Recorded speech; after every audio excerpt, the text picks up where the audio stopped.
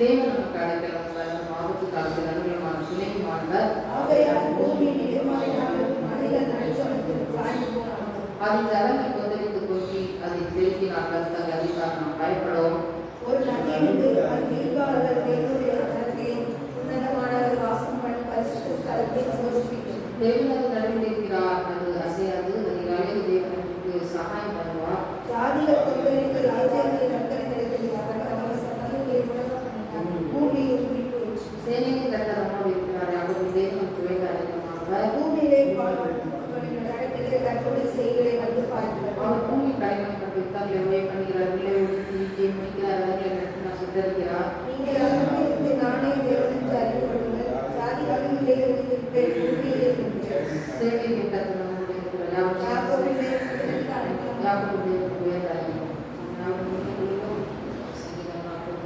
சங்கீதம் நோக்கி வாசிக்க போராடி புத்திரையில் உள்ள ஆனந்தனுக்கு புதுப்பிக்கப்பட்ட பாட்டு சொல்லி இங்கே போடப்பட்டிருக்கிறது. அல்லாஹ் நோக்கில் என்கிற ஒரு வார்த்தை கருவியின் மூலமாக வாசிக்க போராடி புத்திரனுக்காக தலைவனுக்கு ஒரு புதுப்பிக்கப்பட்டதான ஒரு பாடலாக இருக்கிறது. இந்த பாடலின் சங்கீதம் இந்த சங்கீதத்தை எழுதி தாவீது போராடி புத்திரனாகிய நாகத்தலைவனுக்கு அதை பாடுவதற்காக பார்க்கிறோம். 1ஆம் வசனத்தில் தேவன் நமக்கு அடைக்கலம் பலனும் ஆபத்து காலத்தில் அனுகூலமான துணையுமானவர். ஆண்டவராகிய இயேசு கிறிஸ்து நமக்கு எப்படி இருக்கிறார்? அடைக்கலமாக இருக்கிறார். அப்புறம் எப்படி இருக்கிறார்? பலனா இருக்கிறார். அப்புறம் நமக்கு துணையுமா இருக்கிறார். இல்லை, 3 விஷயம் சொல்லப்பட்டிருக்கிறது. அவர் எப்படி இருக்கிறார்? அடைக்கலமா இருக்கிறார், பலனா இருக்கிறார், துணையுமா இருக்கிறார். அடைக்கலமா என்ன? ஒரு பாதுகாப்பு, ஒரு கூடாரத்தை போல ஒரு பாதுகாப்பாய் ஆண்டவர் என்ன செய்கிறார்? நமக்கு இருக்கிறார். மாத்திரம்ல நமக்கு அவர் பலனா இருக்கிறார். நாம் பலவீனமான ஒரு மண்பாண்டம், நாம் ஒரு மண் என்று சொல்லி அங்கே ஆண்டவர் மனிதனை மண்ணினால் என்ன செய்திருக்கிறார்? உருவாக்கி வைக்கிறார். அப்போ அந்த மண் எப்படி இருக்கும்? ஸ்ட்ராங்கா இருக்குமா? ஸ்ட்ராங்கா இருக்காது. ஒரு மண் பலவீனமான பாண்டம். முன்பாக பெண்களை குறித்து அன்று சொல்லும்போது சொல்கிறார், அவர் பலவீனமான பாண்டம் என்று சொல்லி. அப்படிப்பட்டதான பலவீனமாக இருக்கிற நமக்கு ஆண்டவர் எப்படி இருக்கிறார்? பலனாக இருக்கிறார். அவரே அவருடைய பலனை தந்து நம்மை நடத்துகிறார். ஆபத்து காலத்தில் அனுகூலமான துணையுமாய் இருக்கிறார். ஆபத்தான சூழ்நிலை, ஒரு மோசமான ஒரு சூழ்நிலை, பயங்கரமான இக்கட்டான ஒரு சூழ்நிலை, யாரும் துணை நமக்கு வர முடியாத சூழ்நிலை, அப்படிப்பட்ட ஒரு இக்கட்டான நெருக்கடியான சூழ்நிலையில் ஆண்டவர் நமக்கு எப்படி இருக்கிறார்? துணையாய் இருக்கிறார். சினிமாலெல்லாம் பார்த்துருக்கிறீங்களே, ஒரு பிரச்சனை ஒரு இடத்துல நடக்குதுன்னா ஒரு ஹீரோ வந்து என்ன செய்வான்? துணையா காப்பாற்றுவோம். யார் பிரச்சனையில சிக்கி இருக்கிறாரோ மெயினா அவனுடைய காதலி, அவளுக்கு ஒரு பிரச்சனைனா அந்த ஹீரோ எங்க இருந்து வருவான்னு தெரியல, அப்படி திடீர்னு புதுசா அப்படி தோன்றி அவளை காப்பாற்றுவான், அந்த மக்களை காப்பாற்றுவான். அதே போல ஆண்டவராகிய இயேசு கிறிஸ்து நமக்கு எப்படி இருக்கிறார்? துணையா இருக்கிறார். எப்பொழுது நம்ம கூடவே தான் இருக்கிறார். ஆகவே அப்படிப்பட்ட காரியங்களை, ஆசீர்வாதங்களை, நன்மைகளை தேவனுடைய பிள்ளைகளாகி நமக்கு ஆண்டவர் என்ன செய்திருக்கிறார்? தந்திருக்கிறார். அப்போ அவர் நமக்கு எப்படி இருக்கிறார்? அடைக்கலமா இருக்கிறார். அப்போ நம்ம என்ன செய்யக்கூடாது? பயப்பட தேவையில்லை. அடைக்கலம் இல்லை, பாதுகாப்பு இல்லைன்னா தான் நம்ம பயப்படணும். இப்ப பாருங்க, ஒரு கோழி குஞ்சு இருக்குது. அப்போ அதை ஒரு கலப்பறாந்தோ ஏதோ ஒண்ணு அதை அடிக்க வரும்போது அது என்ன செய்யும்? இது ரொம்ப என்ன செய்யும்? பயப்படும். ஏன்னா பக்கத்துல என்ன இல்லை, தாயில தனித்து விடப்பட்ட ஒரு சூழ்நிலை, அப்படி ஒரு இக்கட்டான சூழ்நிலை இருக்கும்போது அதை என்ன செய்யும்? பயப்படும். இதே இது நம்ம குழந்தைகளா இருந்தா கூட அவங்க என்ன செய்வாங்க? பக்கத்துல தாயோ தகப்பனையோ இல்லைன்னா என்ன செய்வாங்க? பயப்படுவாங்க, தேடுவாங்க, அழுவாங்க. அப்போ ஆண்டவராக இயேசு கிறிஸ்து நம்ம கூட துணையா இருக்கிறதுனால நம்ம என்ன செய்யப்பட தேவையில்லை, பயப்பட தேவையில்லை, அஞ்ச தேவையில்லை. மாத்திரம் இல்ல, இந்த பூமி நிலை மாறினால், மலைகள் கூட நடுசமத்திரத்தில் சாய்ந்து போனாலும், அது ஜனங்கள் கொந்தளித்து பெருக்கினால் நாம் என்ன செய்யப்படும்? பயப்படும். என்ன சொல்லப்பட்டிருக்குது? இந்த பூமி கூட நிலம் மாறலாம். இப்ப பூமி என்ன செய்யுது? பூமி எப்படி இருக்குது? உருண்டையா இருக்குது. நம்ம படிச்சிருக்கிறோம். அப்போ அது கூட அது நம்ம பார்த்துருப்போம். உலக உருண்டைன்னு சொல்லி ஒன்று வச்சிருப்பாங்க. நம்ம ஸ்கூல்ல கூட பார்த்துக்கலாம், இன்னும் சில ஆஃபீஸ்ல கூட வச்சிருப்பாங்க. அது ஒரு இதுல அப்படியே நிற்கும். அது அப்படி என்ன செய்யும்? அது அப்படியே சுத்துகிறதா இருக்கிறது. பூமி சுத்தி வருகிறது. அப்ப அந்த இருக்கக்கூடிய அந்த அந்த அச்சிலே நின்று சுத்தக்கூடிய அந்த பூமியானது அந்த அச்சை விட்டு நகர்ந்து அது அந்த நிற்கிற நிலையை விட்டு நிலை மாறினா கூட நான் சமுத்திரத்துல மலை நம்ம எல்லாம் பாக்குறோம், பெரிய பெரிய மலைகளை பாக்குறோம் அப்படிதானே, அந்த மலைகள் கூட சமுத்திரத்துல கடலில சாய்ந்து போனாலும் ஜலங்கள் பொங்கி சுனாமிலாம் 2000 எத்தனை வந்தது, 2004 வந்தது. அப்போ பாருங்க அந்த அடி நமக்கு தெரியும், அதோடைய கடல் அலை எப்படி பொங்கி வந்ததுன்னு தெரியும். அதே போல கடல் அலைகள் பொங்கி பெருக்கி வந்தாலும் நாம் மனுஷன் மாட்டோம், பயப்பட வேண்டாம் என்று சொல்லி தாவீது சொல்கிறான். நம்ம வாழ்க்கையில இதெல்லாம் என்ன சொல்லப்பட்டீங்கன்னா, அதாவது பூமி நம்ம வாழ்க்கையே நிலைமாறக்கூடிய தடுமாறக்கூடிய அப்படிப்பட்ட பிரச்சனை நம்ம வாழ்க்கையில வந்தாலும் மலை போன்று காணப்படுகிற காரியங்கள், நம்ம மலையா நம்பியிருக்கிற காரியங்கள் நம்ம விட்டு அகன்று போனாலும் அப்புறம் இப்படி சுனாமியை போல போராட்டம், பிரச்சனை, கொந்தளிப்பு, அது போன்ற காரியங்கள் நம்ம வாழ்க்கையில எழுதி வந்தாலும் நம்ம என்ன செய்யப்பட வேண்டாம், பயப்பட வேண்டாம். ஏன் நம்ம பயப்பட வேண்டாம்? ஆண்டவரை இயேசு கிறிஸ்து நமக்கு எப்படி இருக்கிறார், துணையா இருக்கிறார். அப்ப பாருங்க, கடலிலே சீஷர்கள் அங்கே கப்பலிலே பிரயாணப்பட்டு கொண்டிருக்கும் போது என்ன வந்தது, அலை வந்தது. அப்ப அவங்கெல்லாம் பயந்தாங்க. ஆண்டவரே, கப்பலின் அடித்தத்திலே ஆண்டவர் என்ன செய்தார், தூங்கிட்டு இருந்தார். அப்போ ஜனங்கள் எல்லாம் சீஷர்கள் எல்லாம் பயந்து அலறாங்க. ஆண்டவரே, ஐயரே, நாங்கள் மடித்து போகிறவங்களுக்கு கவலை இல்லையா அப்படின்னு சொல்லி என்ன செய்யறாங்க, அவங்க பயப்படுறாங்க. பாருங்க, அப்போ ஆண்டவரே இயேசு கிறிஸ்து யார் கூட இருக்கிறா, அந்த அவங்க சீஷர்கள் பிரயாணம் பண்ற அந்த கடல்ல கப்பல்ல தான் இருக்கிறாரு, கப்பல்ல தான் இருக்கிறாரு. ஆனா கப்பல்ல இருக்கிறாரு, ஆனா கூட கூடயே இருக்கிறாரு. சீஷர்கள் என்ன செய்யறாங்க, பயப்படுறாங்க.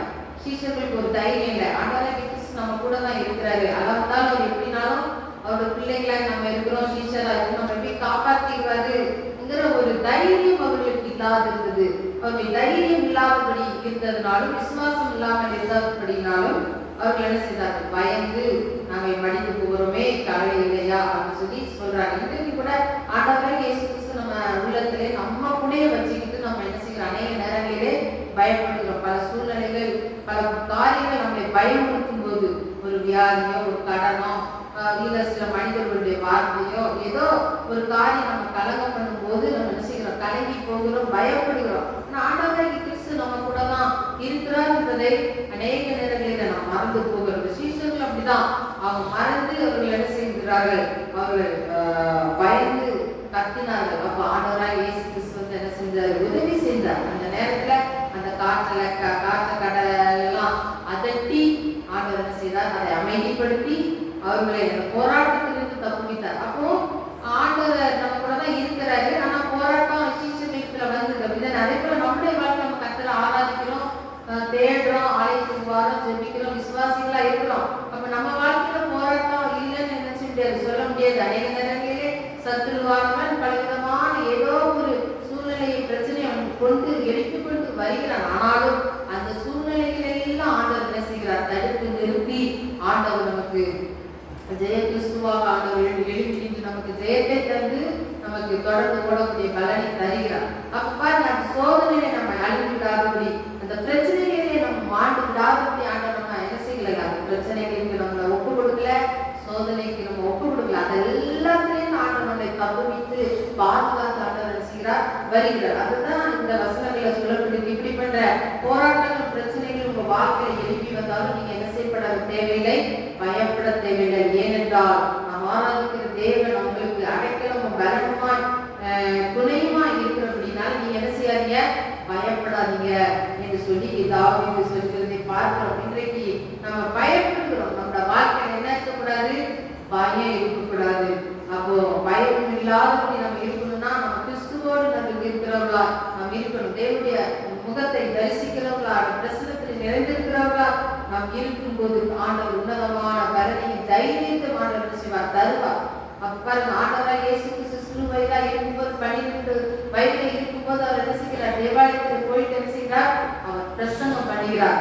அப்ப பாருங்க, அந்த தைரியம் எங்கிருந்து வந்தது, பிதாவினுடைய வல்லமையினாலும் அங்கே தைரியத்தினாலும் அவர் என்ன செய்கிறார், பிரசங்கம் பண்ணுகிறார். இன்றைக்கு ஆண்டவராக இயேசு கிறிஸ்து உங்களுக்குள் இருப்பார் என்றால் உங்களுக்கு என்ன இருக்கும், தைரியமா இருக்கும். பயம் என்ன செய்யாது, இருக்காது. இன்றைக்கு அநேகர் என்ன செய்வாங்க, பயப்படுவாங்க. தனியா வீட்டுல இருக்கிறதுக்கு பயம், தனியா ரூம்ல தோன்றதுக்கு பயம், தனியா போறதுக்கு பயம், அப்படி பலவிதமான பயம். அப்ப ஆண்டவருக்கு கூட இருந்தா நீங்க பயப்பட வேண்டிய தேவையில்லை. தேவனுடைய பிள்ளைகளை ஆண்டவர் தைரியத்தின் ஆவியை தந்திருக்கிறார். நீங்கள் ஆண்டவர் பயமுள்ள ஆவியை தராமல் அன்பும் தெரிந்த புத்தியுமான ஆவியை ஆண்டவர் செய்திருக்கிறார், தந்திருக்கிறார். ஆண்டவர் பயத்தின் ஆவியை தந்திருக்கிறார். ஆண்டவர் பயந்தாங்கொழியா, அவர் தைரியசாலி, அவர் சத்துருவை மேற்கொண்டவர், அப்போ சத்துருவை அழித்தவர். அப்படிப்பட்ட தெய்வம் இன்றைக்கு அவருடைய பிள்ளைகளா இருக்கிறோம். அந்த தைரியத்தின் ஆவியாண்டவர் நமக்கு செஞ்சிருக்கிறார், தந்திருக்கிறார். ஆகவே நாம் பயந்தாங்கொழியா நினைக்கக்கூடாது, இருக்கக்கூடாது. தைரியம் உள்ளவர்களா நாம் இருக்க வேண்டும். அப்புறம் ஒரு நதி உண்டு, அது நீர்காலும் தேவனுடைய நகரத்தின் உணவமா தேவ வாசஸ்தலத்தை என்ன செய்கிறது, சந்தோஷப்பிக்கிறது. ஒரு நதி, அது என்ன நதி? ஆண்டவராகிய இயேசு கிறிஸ்து நதி.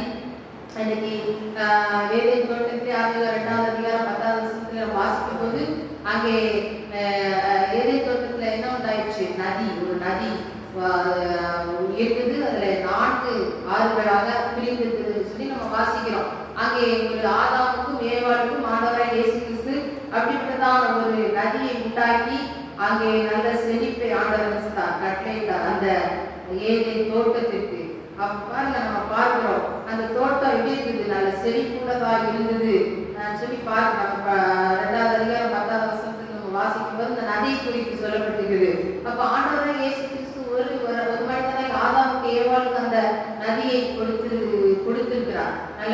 அவங்க நல்ல ஆசீர்வாதமாய் செழிப்பா இருக்கும்படிக்காக. அது மாத்திரம் இல்ல, புதிய ஏற்பாட்டை நம்ம பார்க்கும்போது அங்கே அப்போஸ்தலராகிய 2வது அதிகாரத்தை நம்ம பார்க்கிறோம். சீஷர்கள் ஒரு இடத்துல கூடி வந்தாங்க. எப்படி நான் ஒருமனப்பட்டு கூடி வந்த போது அங்கே காற்றடிக்கிற போல ஒரு மலக்கம் என்ன செய்து வானத்திற்கு உண்டாயிட்டு சொல்லி பார்ப்போம். அப்போ ஒரு மழை வரப்போகுது. இப்ப நம்ம மழை நாட்கள் எல்லாம் நம்ம நல்ல ஒரு குளிர்ந்த காற்று அடிக்கும். குளிர்ந்த காற்று ரொம்ப வீசணும்னு அடுத்து கொஞ்ச நேரத்துக்கு என்ன வரும், அடியே வேகமா சடசடன்னு என்ன வரும், மழை வரும். அப்புறம் மழை வரதுக்கு முன்பதாக அறிவு நீக்குது, ஒரு குளிர்ந்த காற்று வீசும். அப்போ குளிர்ந்த காற்று வீசினோன்னு நம்ம சொல்லுவோம், குளிர்ந்த காற்று வீசி நினைச்சும்போது மழை வரப்போகுதுன்னு சொல்லி அப்படி ஒரு சில அடையாளங்களை நம்ம வைத்து நம்ம கணித்தன்னு சொல்லுவோம். அதுபோல ஆண்டவராகிய இயேசு கிறிஸ்து பரிசுத்தாவின் ஆவியானவர் வரும்போது அங்கே அப்போஸ்தலர் 2வது அதிகாரத்துல பார்க்கும்போது ஜனங்கள் கூடி இந்த இடத்துல என்ன வானத்திலிருந்து அங்கே சண்டையான ஒரு முழக்கம் உண்டாகி என்ன உண்டாயிடுச்சு, ஒரு காற்று வீசிச்சு.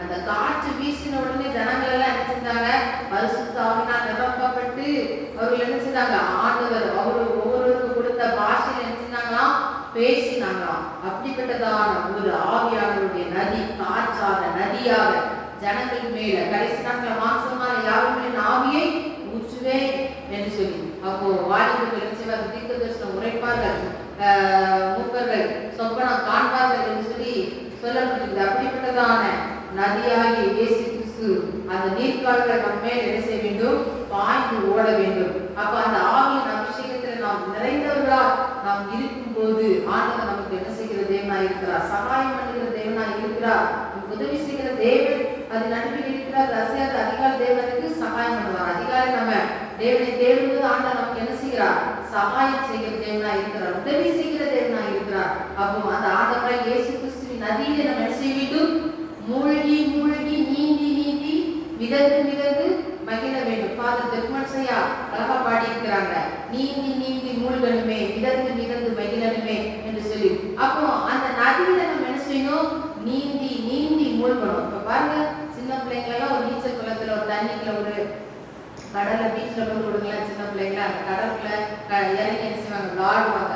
ஒரு குளத்துல கொண்டு விட்டா அதை என்ன செய்வாங்க, குளிப்பாங்க. பிள்ளைங்களுக்கு தண்ணி என்றால் ரொம்ப சந்தோஷம், அதுல நல்லா என்ன செய்வாங்க, விளாடுவாங்க. அதே போல ஆண்டவராகிய இயேசு கிறிஸ்து நமக்குள்ளே வந்தால் நாம் என்ன செய்வோம், சந்தோஷமா இருப்போம். அவருடைய பரிசுத்தாவின் வல்லமை வரும்போது நம்ம அதுல என்ன செய்வோம், நீந்தி நீந்தி மிதந்து மிதந்து அதுல அவ்வளோ சந்தோஷம். பரிசுத்தாவின் வல்லமையில அவ்வளோ சந்தோஷம். அதை அனுபவித்தவர்களுக்கு மாத்திரம்தான் அந்த சந்தோஷத்தின் நன்மை புரியும். அப்ப வாய்னால சொன்னா அது புரியாது, அந்த சந்தோஷத்தின் வழியா போனவங்களுக்கு அது தெரியும். அப்ப அந்த அபிஷேகத்திலே நம்ம நீந்தி நீந்தி நாம் என்ன செய்ய வேண்டும், மகிழ வேண்டும். அந்த நதி ஆண்டவராகிய இயேசு கிறிஸ்து நதி நம்மளுடைய உள்ளங்களிலே, நம்முடைய ஆவியிலே, சரீரத்தில் என்ன செய்ய வேண்டும், அது பாய வேண்டும். தேவனுடைய பிள்ளைகளே, இன்றைக்கு அப்படிப்பட்ட அபிஷேகத்தின் வல்லமையை நீங்கள் பெற்றுக்கொள்ளுங்கள். நீச்சலாளத்துக்குள்ள நீங்கள் கடந்து செல்லுங்கள். 7வது வசனம் சேனையின் கர்த்தர் நம்மோடு இருக்கிற யாக்கோபுக்கு நமக்கு வேண்ட அடைக்கலம். மீண்டும் அந்த வசனம் சொல்லப்பட்டிருக்கிறது, நம்மோடு ஆண்டவர் இருக்கிறார் என்பதை மீண்டும் மீண்டுமாக அந்த இடத்திலே உறுதிப்படுத்துகிறது நாம் பார்க்க முடிகிறது. கர்த்தருடைய செய்கையில் என்ன செய்ய வேண்டும்? தேவனுடைய சமூகத்துக்கு வந்து நாம் பார்க்க வேண்டும். 10வது வசனம், நீங்கள் அமர்ந்திருந்து நானே தேவன் என்று அறிந்து ஜாதிகளுக்குள்ளே உயர்ந்திருப்பேன், பூமியிலே உயர்ந்திருப்பேன். அப்போ நம்ம கர்த்தருடைய செய்கைகளை நம்ம பார்க்கணும் அப்படின்னா நம்ம என்ன செய்யணும்? அமர்ந்திருக்கணும். கர்த்தருடைய கிரியை வெளிப்படணும், நம்ம என்ன செய்யணும்? அமர்ந்திருக்கணும். அப்போ அமர்ந்திருந்து நானே தேவன் என்று அறிந்து கொள்ளுங்க ஜாதிகளுக்குள்ளே உயர்ந்திருப்பேன், பூமியிலே உயர்ந்திருப்பேன். அமர்ந்திருக்கிறதா ரொம்ப ஒரு கஷ்டமான காரியமா இருக்குது. ஜபத்துல அமர்ந்திருக்கணும்னா அது ரொம்ப கஷ்டமா நமக்கு அது தோணுது. மிச்ச காரியத்திலாம் நம்ம மணிக்கணக்கா அமர்ந்திருந்தா நம்ம அதுல நேரம் போறதே தெரியாது. ஆனா வேதம் சொல்லுகிறது, நீங்கள் அமர்ந்திருந்து நானே தேவன் என்று அறிந்து கொள்ளுங்கள் ஜாதிகளுக்குள்ளே உயர்ந்திருப்பேன், பூமியிலே உயர்ந்திருப்பேன். அமர்ந்திருக்கும் போது ஆண்டவர் நம்ம நினைச்சுவார் நம்மத்திலே உயர்ந்திருக்கிற தேவனா இருக்கிறார். நம்மத்திலே மாத்திரம் இல்லை, பூமியிலே, நம்மளுடைய குடும்பங்களிலே, நம்மளுடைய வாழ்விலே, தனிப்பட்ட விதத்திலே ஆண்டவர் என்ன செய்வார்? உயர்ந்திருக்கிற தேவனா இருக்கிறார். அப்ப அவர் உயர்ந்திருக்கணும்னா நம்ம என்ன செய்யணும்?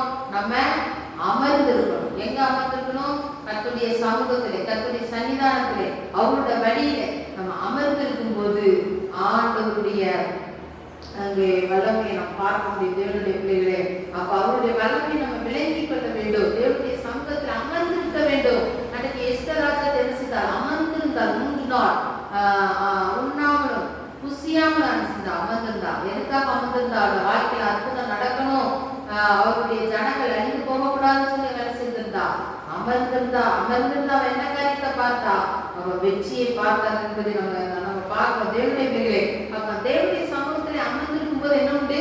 வெற்றி உண்டு, தோல்வி கிடையாது. இன்றைக்கு நம்ம ஒரு விஷயத்தை நம்ம பெறணும்னா நம்ம என்ன செய்யறதுல அமர்ந்திருக்கிறதே இல்லை. இன்றைக்கு டாக்டர்கிட்ட எத்தனை மணி நாள் என்ன செய்வோம்? அமர்ந்திருப்போம். ஒரு நாள் ஃபுல்லா இருந்து காத்திருந்து பார்க்கனாலும் நம்ம ரெடியா இருப்போம். ஆனா 1 மணி நேரம் தேவ சமூகத்தில் அமர்ந்திருந்து ஜெபம்னா அது ரொம்ப கஷ்டமான காரியம். வேதம் சொல்லிக்கிறது, தேவனுடைய பிள்ளைகளே, நீங்க 1 மணி நேரமாக விழித்திருந்து ஜெபிக்க கூடாதா? மாம்சம் பலகீனம் உள்ளது, ஆவி உற்சாகம் உள்ளதா? மாம்சம் பலகீனம் உள்ளதுதான். இன்றைக்கு கூட ஆராதனை நடத்த முடியாத அளவுக்கு பலகீனம். நேற்று தினத்துல சுரண்டையிலே ஒரு மீட்டிங் நாங்க போயிட்டு நைட்டு வர நேரம் ஆயிடுச்சு. ரொம்ப சரீரெல்லாம் டயர்ட். இன்னைக்கு நான் காலையில கூட பாஸ்ட் சொன்னேன், இன்னைக்கு எனக்கு சர்வீஸ், எனக்கு கண்ட்ரோல் கூட அந்த தூக்கம் அப்படி டயர்டா இருக்குது, என்னால முடியாது, ஃபுல் சர்வீஸ் நீங்க தான் நடத்தணும்னு சொன்ன. ஆனா கூட ஆண்டவருடைய பலனை கொடுத்து ஆண்டவர் நடத்த பலன் கொடுக்குறப்ப அதே மாதிரி பாஸ்டருக்கும் பலகீனம். அவங்களும் முந்தானால் உட்காந்து ஃபுல்லா ஜோம் பண்ணி ரசங்கள்லாம் எடுத்து அப்படி நேரத்துக்கு ஃபுல்லா ஒரே டயர்டு, மெசேஜ், டிராவலு, ரொம்ப சோர்வாக தான் இருந்தது. ஆனாலும் கர்த்தருடைய பலனை கொடுத்து ஆண்டவர் அவருடைய ஆராதனையிலே நடத்த முடியாத பலனை தருகிறார். அப்ப இந்த பலன் நம்மளுடைய பலன் இல்லை. நான் காலையில முடியாதுன்னு சொன்னேன், ஆனா கூட தேவனுடைய பலத்திலே நின்று இன்றைக்கு நான் பேசிக் கொண்டிருக்கிறேன், கர்த்தரை துதித்துக் கொண்டிருக்கிறேன். அப்ப ஆண்டவர் அவருடைய பலனை தருகிறார். நம்மளே பலத்த முடியாது, நம்ம முடியாதுன்னு சொல்றோம்.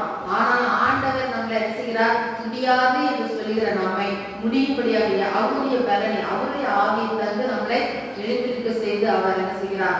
அவர் செயல்படுத்துகிறார். அதே போல நீங்கள் அவரிடத்துல நீங்க உங்களை ஒப்புக் கொடுக்கும் போது, அடுத்த என்னால முடியாது, என்னால முடியல, நீங்க என்ன பலப்படுத்துங்க, நீங்க என்ன ஆட்கள், நீங்க என்ன நடத்துங்கன்னு சொல்லும்போது அவருடைய பலனை தந்த ஆண்டவர்களை நடத்துகிறது என்ன இருக்கிற. அப்ப நீங்க என்ன செய்யணும்? அவருடைய சமூகத்துல அமர்ந்திருக்கணும். அமர்ந்திருக்கும் போது உங்க வாழ்க்கையிலே ஆண்டவர் உயர்ந்திருப்பார், பெரியவராக இருப்பார்.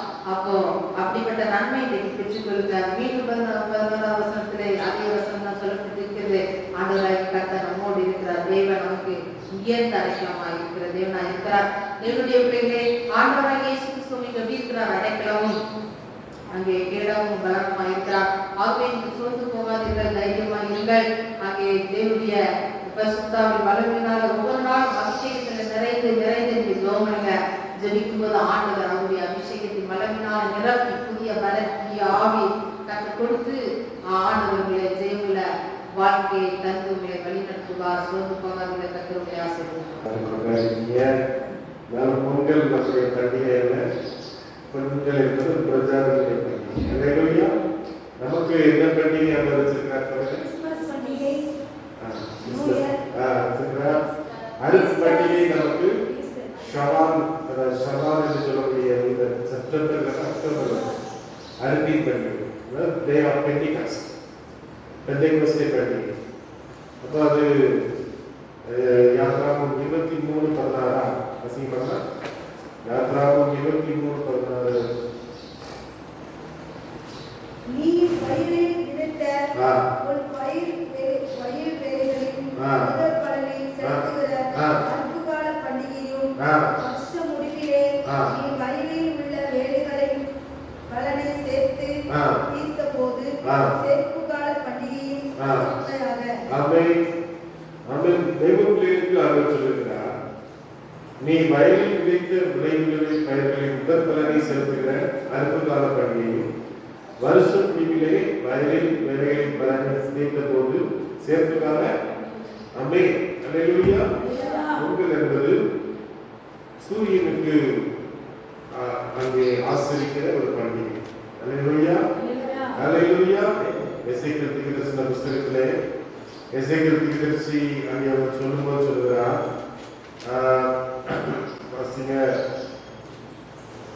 வாசிங்க எசேக்கியேல் 8ஆம் அதிகாரம் 16ஆம் வசனத்தை வாசிங்க. எசேக்கியேல் 8:16 வாசிங்க. என்னை ஆ. கர்த்தருடைய ஆலயத்தின் உட்பிரகாரத்திலே ஆ. கொண்டு போனார். ஆ. இதோ கர்த்தருடைய ஆலயத்தின் வாசல் நடையிலே ஆ. மண்டபத்துக்கு பலிபீடத்துக்கும் நடுவே ஆ. ஏறக்குறைய 25 புருஷர் ஆ. தங்கள் முதுகை கர்த்தருடைய ஆலயத்துக்கும் ஆ. தங்கள் முகத்தை கீழ் திசைக்கும் நேராக திருப்பினவர்களாய் ஆ. கிழக்கே இருக்கும் சூரியனை நமஸ்கரித்தார்கள். அல்லேலூயா. இன்னைக்கு ஆண்டவருடைய பிள்ளைகள் தெய்வ ஊழியக்காரர்கள் சொல்றாங்க, பொங்கல் என்பது தமிழர்களுடைய பண்டிகை, அதை நம்ம என்ன செய்யணும், கொண்டாடணும்னு சொல்லி. ஆனா வேதம் சொல்லுகிறது, இங்கே ஆண்டுடைய ஆலயத்துக்கும் கீழ் திசைக்கும் நேராக திருப்பினவர்களாய் கிழக்கே இருக்கும் சூரியனை நமஸ்கரித்தார்கள். அல்லேலூயா. அப்ப நம்ம எச்சரிக்கையாக இருக்கணும். அல்லேலூயா. அல்லேலூயா. அல்லேலூயா. இன்னைக்கு அநேக தேவ பிள்ளைகள் இப்படிப்பட்ட காரியங்களை செய்கிறாங்க. பொங்கல் வீட்டில் நம்ம வச்சு நமக்கு சாப்பிட்றாங்க, அது ஒரு பெரிய தவறு இல்லை. ஆனால் இன்னைக்கு அநேக மக்கள் இன்னைக்கு என்ன செய்றாங்க, இது முதல்ல கத்தோலிக்க திருச்சபை என்ன பண்ணாங்க, நான் இன்னைக்கு இந்த கெவி வெளியே போயிருந்தேன். இந்த சைடில் ஒரு கெவி இருக்கு. மக்கள் என்ன பண்ணாங்க, பொங்கல் வச்சுட்டு இருக்காங்க. கெவி முன்னாள் ஆச்சரியமாக இருந்துச்சு. கிறிஸ்தவர்களும் இப்படி பண்ணுகிறார்களே. அதுவே தெய்வத்தை நாம் எச்சரிக்கையாக இருக்க வேண்டும். வேதத்தின்படி நம்ம மாறும்போது தான் நமக்கு பரலோகத்தில் இருப்போம். அல்லேலூயா. வாசிங்க எசாயா 55ஆம் அதிகாரம் 8-11 வசனங்களை வாசிங்க. எசாயா 55 பக்கம் 2 சொல்லி வாசி. 860 அற்புகால மூண்ட கோபத்தினால் இல்ல எசாயா 55:8. என் நினைவுகள் ஆ. உங்கள் நினைவுகள் அல்ல, ஆ. உங்கள் வழிகள் ஆ. என் வழிகளும் அல்லவென்று ஆ. கர்த்தர் சொல்லுகிறார். ஆ. பூமியை பார்க்கிலும் ஆ. வானங்கள் எப்படி உயர்ந்திருக்கிறதோ அப்படி உங்கள் வழிகளை பார்க்கிலும் ஆ. என் வழிகளும் உங்கள் நினைவுகளை பார்க்கிலும் ஆ. என் நினைவுகளும் உயர்ந்திருக்கிறது. ஆ. மாரியும் உறைந்த மழையும் வானத்திலிருந்து இறங்கி ஆ. அவ்விடத்துக்கு திரும்பாமல் பூமியை நனைத்து அதில் முளை கிளம்பி விளையும்படி செய்வது ஆ. விதைக்கிறவனுக்கு விதையையும் புசிக்கிறவனுக்கு ஆகாரத்தை கொடுக்கிறது எப்படியோ ஆ. அப்படியே என் வாயிலிருந்து புறப்படும் வசனமும் இருக்கும். ஆ. அது வெறுமையா என்னிடத்திற்கு திரும்பாமல் ஆ. அதில் நான் விரும்புகிறதை செய்து நான் அதை அனுப்பின காரியமாகும்படி வாய்க்கிறேன். ஹalleluya. அல்லேலூயா. ஹalleluya. அல்லேலூயா. ஆண்டவர் என் நினைவுகள் உங்களுடைய நினைவுகள் அல்ல, உங்களுடைய வழிகள் என்னுடைய வழிகள் என்றும் கர்த்தர் சொல்கிறார். பூமி பார்க்கும் வானங்கள் எப்படி உயர்வாக இருக்கிறது, அப்படியே உங்கள் வழிகளை பார்க்கும் என் வழிகளும் உங்கள் நினைவுகளை பார்க்கும் என் நினைவுகளும் உயர்ந்திருக்கிறது. ஒரு அல்லேலூயா சொல்லுங்க. அல்லேலூயா. நம்ம நிறைய நினைவுகள் நினைப்போம். சும்மா உட்கார்ந்து இருந்தாலே திடீர்னு நம்ம நினைவு மெராஸ் போயிடும், மாறி போயிடும், எல்லாம் போயிடும். அல்லேலூயா. அல்லேலூயா. மனுஷனுடைய மனம் எப்படிப்பட்டா ஒரு குரங்கை போது. மனித மரம் எப்படி இருக்குமா, குரங்கு இருக்குமா. அப்போ அண்ணன் சொல்றாரு, உன்னுடைய நினைவு உன்னுடைய வழிகள் பூமியை பார்க்கிற மாணவர்கள் எவ்வளவு உயரமா இருக்கிறோம். முடியாத தேவன் நம்மை குறித்து திட்டங்களை வைத்திருக்கிறார். பிரசங்கி 1ஆம் அதிகாரம் 14ஆம் வசனம் வாசிக்கலாம். பிரசங்கி 1:14 வாசிக்கலாம். சூரியனுக்கு கீழே செய்யப்படுகிற காரியங்கள் எல்லாம் ஆ. கவனித்து ஆ. பார்த்தேன். எல்லா மாயை அல்லேலூயா. சூரியனுக்கு கீழே இன்னைக்கு நிறைய காரியங்கள் நடக்குது. எத்தனையோ காரியங்கள் நடக்குது. அது எல்லாம் மனசுக்கு எப்படி இருக்குதா? அல்லேலூயா, அல்லேலூயா. டெய்லி பேப்பருக்கு வாசிக்கணும். ஆக்சிடென்ட் ஆயிடுச்சு, உள்ளெல்லாம் உடஞ்சிது, எங்கேயோ ஆக்சிடென்ட், பெண்கள் கெடுக்கப்பட்டார்கள், கள்ள உறவுகள், இதெல்லாம் கற்களிதெல்லாம் பார்த்தவங்க நம்ம உள்ள முடிகிறது. வேதனை யாரோ எவ்வளோ தெரியாது, ஆனால் கூட உங்க உள்ளத்துல அவ்வளோ வேதனை இருக்கு. அல்லேலூயா. அவர் சொல்லும்போது சொல்ற எல்லாமே வீண் தான் அப்படின்னு சொல்றாங்க. அல்லேலூயா. அங்கே எரேமியா 17ஆம் அதிகாரம் 9ஆம் வசனம் வாசிக்கலாம். எரேமியா 17 யூதாவின் பாவம். எரேமியா 17 9 கரெக்டா வாசிக்கலாம். அல்லேலூயா, அல்லேலூயா. ஆண்டவர் சொல்றார், இதயம் எப்படி இருக்கிறது? திருக்குள்ளதும். ஆண்டவர் நம்மிடத்தில் என்ன கேட்கிறார்? உன் இருதயத்தை எனக்கு. அல்லேலூயா. எசேக்கியேல் அங்க சொல்லிக்கிறார், கல்லாத இருதயத்தை எடுத்து போட்டு என்ன செய்வாரா? அல்லேலூயா சொல்லுங்க. ஆமென். நம்ம இருதயம் கடினமா இருக்கக்கூடாது. அல்லேலூயா. நம்ம இருதயம் அன்பால் நிறைஞ்சிருக்கும். அல்லேலூயா, அல்லேலூயா. மனுஷனுடைய இயல்பு எப்படிப்பட்டது? வஞ்சகமானது, நம்பிக்கை தன்மையற்றது, கேடுள்ளது, புரிந்து கொள்ள முடியாத தன்மையுடையது. அல்லேலூயா, அல்லேலூயா. அன்பான தேவனுடைய சங்கீதம் 146 3 வாசிக்கலாம். சங்கீதம் 146 3 வாசிக்க. சங்கீதம். அல்லேலூயா. மனுஷனை நம்புவதை பார்த்து கர்த்தர் பேரில் பற்றுதலாய் இருப்பதே. ஆமென். மனுஷனை நம்பக்கூடாது. அது புருஷனா இருக்கலாம், மனைவியா இருக்கலாம், பிள்ளைகளா இருக்கலாம், இடத்துல பந்துக்களா இருக்கலாம், நண்பர்களா இருக்கலாம். அவங்களை நம்ம நம்பக்கூடாது. கர்த்தரை நம்ம நம்பணும். இந்த மனுஷன் எனக்கு இருக்கிறான், ஃப்ரெண்டுப்பா, இவன் நண்பப்பா, எனக்காக உயிரே கொடுப்பாப்பா அப்படின்னு நம்பக்கூடாது. இங்க நிறைய நண்பர்கள் சபையில செல்வத்துடன் ஒரு அண்ணன் 51 வயசு, அவங்க மனைவியை பிரிந்து இருந்தாங்க, பல வருஷம் ஆச்சு. இப்போ எங்க வீட்டுல தான் சாடுவாங்க, உங்க பிள்ளைங்களாம் சின்ன பிள்ளைங்க. அப்போ நாம மனைவி எங்க இருக்கிறாங்கன்னு தெரியாது. அவங்க கண்டுபிடிச்சி இந்த அம்மாட்ட அவங்க திருமணம் எல்லாம் பண்ணி வச்சு அடுத்த நாள் வந்து சொன்னாங்க, வீட்டுக்குள்ள வராது. இல்லையா? நல்லா அன்பா இருப்பாங்க. மாசம் மாசம் தசம்பரம் அப்போ 2500 ரூபாய் சம்பளம், மாசம் ஒரு 250 ரூபாய் கொடுப்பாங்க. அந்த நாட்கள் எங்களுக்கு உதவியா கல்யாணம்லாம் முடிச்சு வச்சு அடுத்த நாள் எழுதுனாங்க, வீட்டுக்குள்ள வராதுங்க. இதான் மனுஷன் முடியாது. நம்ம எவ்வளவுதான் நன்மை செஞ்சு இந்த சபையில பாருங்க, எத்தனையோ பேருக்கு நம்ம நன்மை செஞ்சோம், எத்தனையோ பேருக்கு உதவி செஞ்சோம். அவங்களாம் என்ன பண்ணாங்க? நாட்கள்ல இல்லை. பாருங்க தெய்வ பிள்ளைகளே, இன்னைக்கு நம்ம எந்த மனுஷனையும் நம்ம நம்பவில்லை விட்டு விடுறது. அல்லேலூயா. தேவனை குறித்து என்ன திட்டம் வச்சிருக்காங்க? எரேமியா 29 11 வாசிக்கலாம். எரேமியா 29 அதிகாரம் 11 வசனத்தை வாசிங்க. நீங்கள் எதிர்பார்த்திருக்கும் முடிவை உங்களுக்கு கொடுக்கும்படிக்கு நான் உங்கள் பேரில் விதித்திருக்கிற விதிகளை அறிவேன். கர்த்தர் சொல்லுகிறார். கர்த்தர் சொல்லுகிறார். சொல்லுங்க. கர்த்தர் சொல்லுகிறார். அடுத்து அவர்கள் தீமைக்கல்ல சமாதானத்துக்கு இல்ல கரங்களுக்கு கர்த்தரை சொல்லுகிறார். ஹalleluya. இந்த தேவன் உங்களை குறித்த திட்டங்கள் எப்படிப்பட்டவைகள்? பெஸ்டா வச்சிருக்கிறார், சூப்பரா வச்சிருக்கிறார். அல்லேலூயா. மனுஷன் நம்மளை ஒடுக்கப்பட்டு, மனுஷன் நம்மளை என்ன பார்க்கிறான்? எங்கேயாவது நம்ம கஷ்டப்படுத்தணும், வேதனைப்படுத்தணும், நம்ம கொடுமைப்படுத்தணும். அப்போ இந்த உலகம் என்ன பண்ணணும்? நம்ம எப்படி கஷ்டப்படுத்தணும், நம்ம எப்படி வேதனைப்படுத்தணும், நம்ம எப்படி ஒடுக்கணும்னு தான் நம்ம திட்டமிடுகிறது. அல்லேலூயா.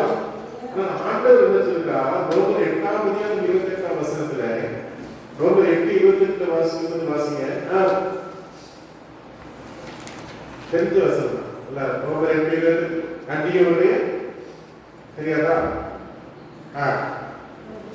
அந்நியருடைய தீர்மானத்தின்படி அழைக்கப்பட்டவர்களால் தேவனிடத்தில் வாசிங்க, வசனத்தை வாசிக்கமா? ரோமர் 8:20. அவர் நீதியோடு ரோமர் 8:20. அன்றையும் அவருடைய தீர்மானத்தின்படி அழைக்கப்பட்டவர்களாகிய தேவனிடத்தில் அன்புள்ளவர்களுக்கு சகலமும் நன்மைக்கு ஏதுவாக நடக்கிறது என்று அறிந்திருக்கிறோம். ஒரு அல்லேலூயா சொல்லுங்க. ஏசப்பார்க்கல அன்பு கூறுவதற்கு சகலம் எப்படி நடக்குது? நன்மைக்கு தான் நடக்குது. ஒரு அல்லேலூயா சொல்லுங்க. ஒரு ராஜா இருந்தான், ராஜாவுக்கு ஒரு மந்திரி இருந்தான். அவன் எப்ப பார்த்தாலும் கர்த்தருக்கு ஸ்தோத்திரம் சொல்லுவான். ராஜாவுக்கு எல்லாம் நன்மைக்கே சொல்லுவான். ராஜாவுக்கு எழுதியாது பிடிக்காது. என்ன சரி மந்திரியா இருக்கிறான்னு சொல்லி எழுதியில அவன் ஒன்றும் கண்டுக்க மாட்டான். எல்லாருக்கும் கோபம். இவன் வந்து எப்ப பார்த்தாலும் எல்லாம் நன்மை கேட்கிறான், இவன் மேல எவ்வளவு இதா இருக்காங்க. ராஜா என்ன பண்ணாரு? ஆப்பிள் வெட்டிக்கிறாரு. ஆப்பிள் வெட்டும்போது என்ன பண்ணிட்டாரு? கையை வெட்டிட்டாரு. இல்லையா? இப்ப கையை வெட்டி கையில கட்டு போட்டு இருக்கிறார். இவன் வந்தான், என்ன சொன்னாரு? ஏப்பா நல்லா இருக்கீங்க, நல்லா இருக்கிற ராஜா, நேற்று ஆப்பிள் வெட்டும் போது கையை வெட்டிட்டப்பா, இவனே சொல்லிட்டா எல்லாம். உடனே ராஜா கோவம் வந்துச்சு. நான் கையை வெட்டிட்டு வேதனையில் இருக்கிறேன், நீ என்ன சொல்ற? எல்லாம் குடிச்சு என்ன பண்ணாங்க? ஜெயிலுக்கு தூக்கி போட்டாங்க. அல்லேலூயா. ஜெயில போட்டு ராஜா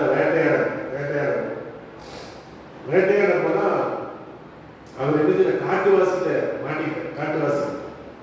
காட்டுவாசிக்கு ராஜா யாருன்னு தெரியாது, தலைவர் யாருன்னு தெரியாது. காட்டுவாசி பிடிச்சி கட்டி வச்சு தன்னுடைய தெய்வத்துக்கு பலியிட போயிட்டான். அல்லேலூயா. பலியிடணும்னா என்ன செய்யணும்? கையில் காலில் என்ன இருக்கக்கூடாது? ஒரு சின்ன காய் இருக்கக்கூடாது. நல்ல மாசு மரவற்ற ஒரு மனுஷன் தான் பலியிடும். என் கையில பார்த்தா என்ன இருக்குது?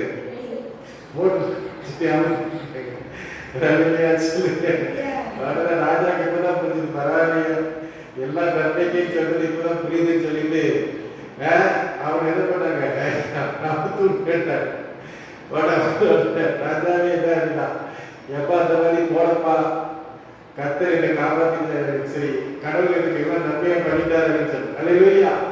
உடனே அவன் கேட்டான், ராஜா கேட்டான், எப்பா நீ சொல்ற எல்லா நன்மைக்கு எனக்கு கையில கட்டுப்பட்டது வெட்டுப்பட்டது நன்மைக்கு, ஒன்னிய ஜெயில போனது நன்மைக்கு. ஆமா ராஜாவே, நீங்க எங்க போனாலும் என்ன பண்ணீங்க? எதையும் கூட்டு போவீங்க. அல்லேலூயா. உங்களை பிடிச்சவங்க என்ன பண்ணிப்பாங்க? எதையும் பிடிச்சிருப்பாங்க. உங்க காயில காய தேவையில இல்லை, நிச்சயமா எங்கேயும் பொழி போட்டிருப்பாங்க. அப்ப கடவுள் உங்களை காப்பாற்ற. அல்லேலூயா சொல்லுங்க. தெய்வ பிள்ளைங்க நம்முடைய வாழ்க்கையிலே ஒருவேளை துன்பம் போல இருக்கலாம். யோசிப்பு வாழ்க்கை பாருங்க.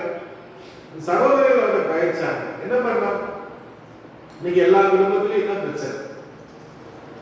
அந்த தம்பி தான் அக்கா தங்கச்சி, அக்காவுக்கு பிரச்சனை இல்லை, ஒரே பிள்ளை தான், அவங்களுக்கு ஒரே மகன், அதனால பிரச்சனை இல்லை. 2 பிள்ளை 3 பிள்ளைன்னா பிரச்சனை. அவனுக்கு ரொம்ப பண்றீங்க, இவனுக்கு ரொம்ப பண்றீங்க, அவனை ரொம்ப நேசிக்கிறீங்க, இவனை ரொம்ப நேசிக்கிறீங்கன்னு என்ன செய்யல, ஒரே சண்டை தான். அல்லேலூயா. இவனை பிடிக்காத, அவனை பிடிக்காத, அவன்கிட்ட பேச மாட்டாங்க. ஒரே தாய் வயிற்றுல பிறந்தவங்க, ஒரே தரப்பு வயிற்றுல பிறந்தவங்க, இவன்கிட்ட பேச மாட்டான், அவன்கிட்ட பேச மாட்டான். இன்னைக்கு இப்படியாக உலகம் இருக்கிறது. கிறிஸ்தவனுக்கு தான் இருக்கான். கிறிஸ்தவனாவது கொஞ்சம் மாறி எல்லாத்தையும் அன்பா இருக்கிறாங்க கிடையாது. சபைக்கு ஞாயிற்றுக்கிழமை வரும்போதுதான் பக்தியோட பயன்படுத்தி இருப்பாங்க. மற்ற நாள்லாம் இஷ்டம் போலதான் வாழலாம். அப்ப அருமையான தெய்வ பிள்ளைகளே, யோசேப்பு என்ன பண்ணாங்க? சொந்த சகோதரர்கள் குழியில் தூக்கி போட்டு கொலை செய்ய நினைச்சாங்க, வித்து போட்டாங்க. ஜெயில் வாழ்க்கை, வேதனை, கஷ்டம், நின்ற அவமானம், பொய்யாமல் பணிசாட்டுதல். கர்த்தர் ஒரு நாள் அவர் பெரிய மனுஷனா பேசுறாங்க. அல்லேலூயா சொல்லுங்க. உங்க வாழ்க்கையில கஷ்டங்களும் பாடுகளும் நீங்க அனுபவிச்சிருக்கீங்களா? கஷ்டம் பிறந்ததுல இருந்தே கஷ்டம் தான். நிறைய நிந்ததான் கஷ்டம், அவமானம், கஷ்டம், வேதனை. ஆண்டவர் வாழ்க்கையில ஒரு பெரிய நன்மை வச்சிருக்காரு. அல்லேலூயா. யோபுடைய வாழ்க்கையில வாசிங்க. யோபு 23:13 என்ன சொல்றாரு வாசிங்க. நீதிமொழிகள் 19:21 வாசிங்க. யோபு 23:13 சங்கீதத்துக்கு முன்னால். யோபு 23:13 நீதிமொழிகள் 10.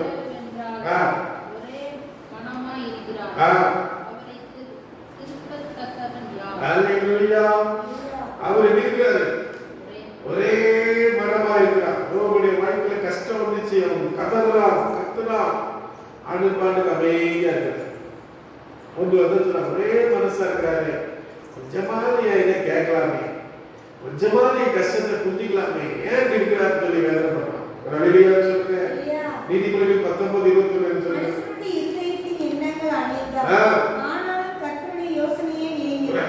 சொல்லுங்க. பல திட்டங்கள் இருக்குது. இன்னைக்கு ஒவ்வொருத்தருக்கும் பலவிதமான எண்ணங்கள் திட்டங்கள்லாம் இருக்குது. சொல்லுங்க. ஆண்டவர் சொல்றார், பூமியை பார்த்து வானம் எவ்வளவு உயர்வா இருக்கிறதோ அதை போல உங்களுடைய வழிகளை பார்த்து வழிகள் உயர்வாக இருக்கிறது. சொல்லுங்க. ஆண்டவர் இன்னைக்கு உங்களையும் என்னையும் வைத்து திட்டங்கள் பெருசா இருக்கு. நீதிபதிகள் 14:12 சொல்கிறது, மனுஷனுக்கு செம்மையாய் தோன்றுகிற வழி உண்டு, அது முடிவும் மரண வழிகள். சொல்லுங்க. மனுஷன் சில நேரத்தில் இந்த வழி நல்லா இருக்கும், இந்த பிசினஸ் பண்ண நல்லா இருக்கும், இந்த காரியத்தை செஞ்சா நல்லா இருக்கும், இந்த ஊருக்கு போனா நல்லா இருக்கும் நினைப்பான். அது எது இருக்கும்? சரியா இருக்காது. சொல்லுங்க. சங்கீதம் 127:1 சொல்கிறது, என்ன சொல்கிறது? வாசிக்கிறோம். கர்த்தர் வீட்டை கட்டாராகில் அதனுடைய கட்டினுடைய பிரயாசம் விருதா. ஒரு அல்லேலூயா சொல்லுங்க. சில வீடுகள்லாம் பாருங்க, பாதியிலே நிற்கும், முழுசா வேலை நடந்திருக்காது. அப்போ வேதம் சொல்கிறது, கர்த்தர் நம்மை கட்டணும். ஒரு அல்லேலூயா சொல்லுங்க. ஆண்டவர், நான் கட்டுவேன், இடிக்க மாட்டேன், நாட்டுவேன், பிடிக்க மாட்டேன். ஒரு அல்லேலூயா சொல்லுங்க. கர்த்தர் நம்மை கட்டணும், நம்முடைய குடும்பத்தை கட்டணும், நம்முடைய புருஷன் மனைவி உறவை கட்டணும், நம்முடைய பிள்ளைகளை கட்டி எழுப்பணும். அப்போ தேவன் நம்மை கட்டுகிறதா இருக்கிறேன். அல்லேலூயா. தேவனுடைய வழி இப்படிப்பட்டது. வாசிக்கலாமா? சங்கீதம் 37:5. சங்கீதம் 37:5 வாசிக்கலாமா? உன் வழியை கர்த்தருக்கு ஒப்புவித்து அவர் மேல் நம்பிக்கையாயிரு, அவரை காரியத்தை என்ன செய்வார்? வாய்க்கப்படுவார். ஒரு அல்லேலூயா சொல்லுங்க. அல்லேலூயா. ஆண்டவர் உங்களுக்கு காரியத்தை என்ன செய்வாரா? வாய்க்கப்படுவார். அல்லேலூயா. அல்லேலூயா. ஆபிரகாம் மகனாகிய ஈசாக்குக்கு பெண் பார்க்க யார் போறார்? எலியேசர் போறார். எங்கேயும் பார்க்கறத கனடி ஸ்ட்ரீட்ல பார்க்கறத ஜனத்துல போய் பாருப்பா அப்படின்ட்டாரு ஆபிரகாம் ஐயா. ஒரு ஜாப் பண்றாரு, அதுவே எந்த ஒரு பெண் எனக்கும் என்னுடைய ஒட்டகத்துக்கும் தண்ணீர் கொடுக்கிறாங்க. அல்லேலூயா. ஒட்டகம் ஒரு 50 குடம் தண்ணி குடிக்கும். மனுஷனால ஒரு 1 டம்ளர் 2 டம்ளர் தண்ணி குடிச்சிருவோம். ஒட்டகத்தில் நம்ம எத்தனை குடிக்கும்? 50 குடம். ஒரு குடம் 18 லிட்டர் நினைக்கிறேன். ஒரு குடம் 18 லிட்டர். அப்போ அருமையான தேவ பிள்ளைகளே, அவ்வளவு தண்ணி குடிச்சு கொடுத்தாரு அதே காரணம். நல்ல சொல்லுங்க. இந்த காரியம் கர்த்தரால் நல்ல சொல்லுங்க. காரியத்தை வாய்க்கப்படுகிறது. நம்முடைய வாழ்க்கையை நன்மைகளை கொடுக்கிறதா இருக்கிறார். அல்லேலூயா. உன் சுய புத்தி மேல் சாயாமல் உன் முழு இதயத்தோடு கர்த்தரில் நம்பிக்கையாக இருந்து வழியெல்லாம் அவரை நினைத்துக் கொள் பாதைகளை என்ன செய்வாரா? செவைப்படுவார். அல்லேலூயா. சொந்த இஷ்டத்தை சொந்த புத்தி செய்யக்கூடாது. ஜாப் பண்ணுங்க. ஒரு பிசினஸ் பண்ண போறீங்களா, ஒரு கடை கட்ட போறீங்களா, ஒரு வீடு வாங்க போறீங்களா, ஒரு சொத்து வாங்க போறீங்களா, உட்கார்ந்து ஜாப் பண்ணவே இப்படி சித்தமா போய் மாட்டிக்க கூடாது. நாங்க என்ன பண்ணோம், போய் எங்க பிள்ளைக்காட்டுல ஊழியர் இருந்துச்சு போனோம், போய் மாட்டிக்கிட்டோம். சரி பண்ணி விசுவாசிகள் இல்லை, கொலகாரங்களை மாட்டிக்கிட்டாங்க. ரொம்ப கஷ்டப்பட்டோம். கேஸ் அது போய் தான் கட்ட விடுதலையாக்கி கொண்டு வந்தார். அப்போ தேவ பிள்ளைகள் ரொம்ப கவனமாக இருக்கணும், எச்சரிக்கையா இருக்கணும். பிலிப்பியர் 2:8 வாசிக்கப்படலாம். பிலிப்பியர் 2:8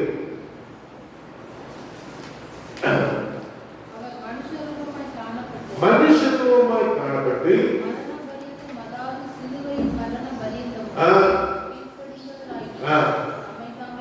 ஒரு அல்லேலூயா சொல்லுங்க. தாழ்த்திட்டாரே சம்பரம் ஒன்றும் தெரியாதப்பா, உங்க சித்தம் நடக்குதுப்பா அப்படின்னு சொன்னார். ஆண்டவரே, பாத்திரம் நீங்க கொடுமானால் நீங்கபடி செய்யும், ஆயினும் என் சித்தத்தின்படி அல்ல உன் சித்தத்தின்படியே ஆக கடவுள். ஒரு அல்லேலூயா சொல்லுங்க. தாக்கிட்டாரு. அல்லேலூயா.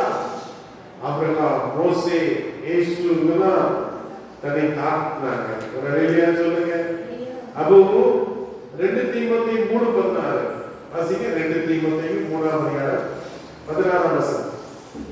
2 தீமோத்தேயு 3:16 என்ன சொல்கிறது? வேத வாக்கியங்கள் எல்லாம் ஒரு அல்லேலூயா சொல்லுங்க. இந்த வருஷம் தீர்மானம் எடுக்கணும். என்ன தீர்மானம்? இந்த வேதத்தை நான் வாசிப்பேன். ஒரு அல்லேலூயா சொல்லுங்க. இது வேதம் சொல்லுது. வேத வாக்கியங்கள் எல்லாம் தேவ ஆவியினால் எப்படி இருக்கிறது? தேவனுடைய மனுஷன் தெரிந்தவனாக எந்த நற்கிரியும் செய்ய தகுதியுள்ளவனாக இருக்கும்படிக்க அவரை உபதேசத்திற்கும் கடிந்து கொள்வதற்கும் சீர்திருத்தத்திற்கும் நீதியை படிப்புகளுக்கும் எப்படி இருக்கிறது? பிரோஜனமாக இருக்கிறது. நாம் பொங்கல் என்பது பிரச்சாரங்களுடைய பண்டிகை. இது வேதத்தில் எழுதப்பட்டது. அல்லேலூயா. வேத வசனத்தை படிக்கும் போது தான் தெரியும். இல்ல நான் உங்கள்கிட்ட சொல்றேன், பாஸ்டர் இமானுவேல் சொல்றாங்க, பொங்கல்லாம் கொண்டாடலாம், நீங்க எல்லாம் அந்த மாதிரி வச்சு இது பண்ணலாம் அப்படின்னு சொல்லும்போது பாஸ்டரே சொல்லிட்டாரியா அப்படின்னு உங்களுக்கு என்ன வந்துடும்? அப்ப நீங்க வேதத்தை படிக்கும்போது பாஸ்டர் வேதத்துல எப்படி பாஸ்டர் இருக்கு நீங்க எப்படி சொல்றீங்களா அப்படின்னு கேட்கணும். ஒரு அல்லேலூயா சொல்லுங்க. அப்ப வேதத்தை படிக்கணும். அல்லேலூயா. ஒரு சமயத்துல என்ன நடந்துச்சுன்னா, இங்கிலாந்து தேசத்துல ஒரு கமிஷனருடைய வீட்டுல களவு போயிடுச்சு. போலீஸ்காரங்க வீட்டுல களவு போயிடுச்சு. சொன்னாங்க, இத்தனை நாளைக்குள்ள கண்டுபிடிச்சு கொடுக்கலன்னா உடனே நாங்க டிஸ்மிஸ் பண்ணிடுவோம் அப்படின்னாங்க. உடனே எரேமியா 15:3 நினைக்கிறேன் வாசிங்க. எரேமியா 15:3 வசனம்.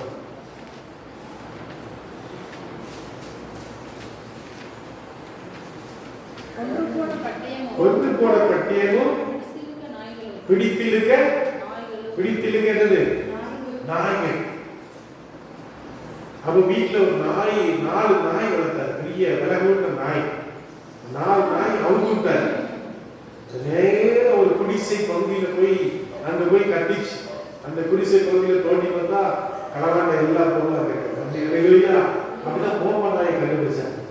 அப்படிதான் எப்படி கண்டுபிடிச்சாங்க? வேதத்துல இருந்து வந்தது. இன்னைக்கு நிறைய கண்டுபிடிப்புகள். இன்னைக்கு ஃபிளைட் ஓடுது, லைட் இருக்குது, ஃபேன் ஓடுது. இது எல்லாம் வேதத்துல கண்டுபிடிச்சவங்க. ஆண்டுடைய பிள்ளைங்க கண்டுபிடிச்சவங்க. அல்லேலூயா. அல்லேலூயா.